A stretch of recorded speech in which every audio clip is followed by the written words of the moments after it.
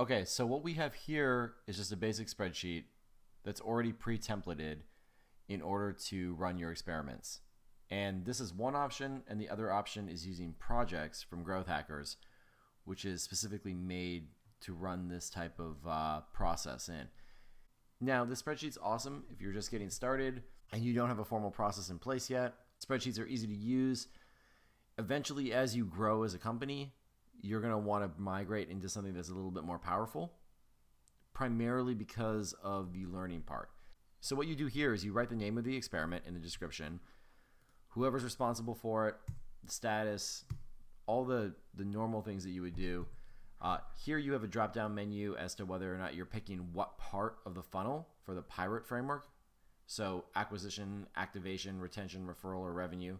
You can add start and end dates if you want. You might handle that in a task management system, but a really important thing here would be target variable. So what this means is, let's say that you have a goal of collecting more emails, right? So then the target variable would be emails collected.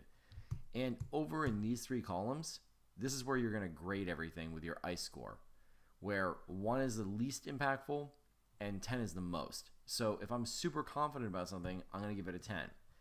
And if something's really easy, I'm going to give it a 10. So what that means is that this column right here, your ICE score, is going to actually populate, and then you're going to be able to rank and order your experiments based on how impactful they're going to be.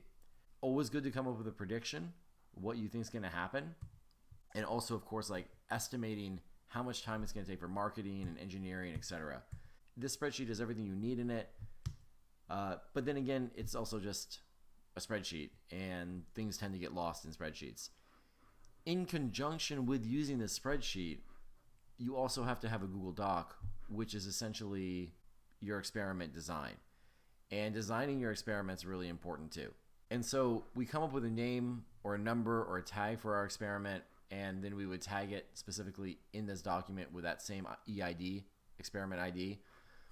And here what we have is we have, our objective, our hypothesis. These are all the things that we talked about before. How the experiment's going to actually be run. What are the resources that's going to take to actually launch this? Now, I realize as a startup this might be a little bit overkill, but this is still a really great framework to work off of.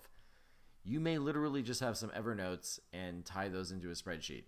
But let's move into projects, because that will be a much more streamlined, amazing way to handle all of your growth experiments.